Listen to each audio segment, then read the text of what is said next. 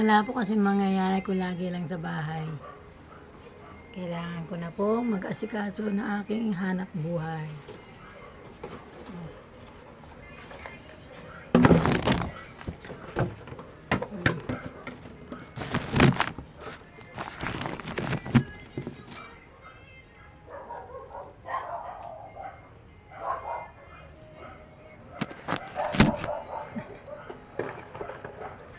Ayan.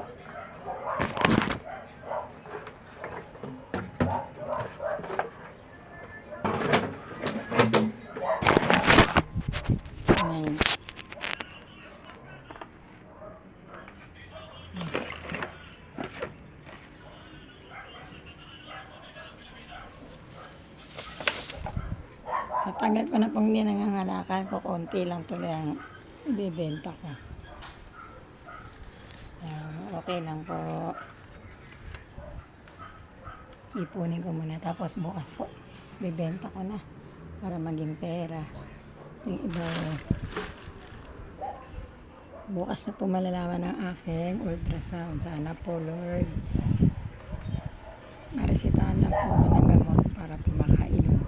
At pagdating na po, mangangalakal na po uli ako. Kailangan ko po kasing makaipon para po makatulong sa aking mga anak na hindi po kayang balikatin. Magbigay lang po tayo kahit konti yung makakaya ko. Gusto po ng katawan ko kasi yung nangangalakal kaysa dito po sa bahay. Para akong ang tawag doon, na lulumpo pag nasa bahay ka lang. Kaya pag bukas po malalaman ko resulta, yan, nangangalakal na po. Kakayanin ko po. At kung bago ka pa rin po, kung bago ka pa lang po sa aking video, paki-like and subscribe naman po.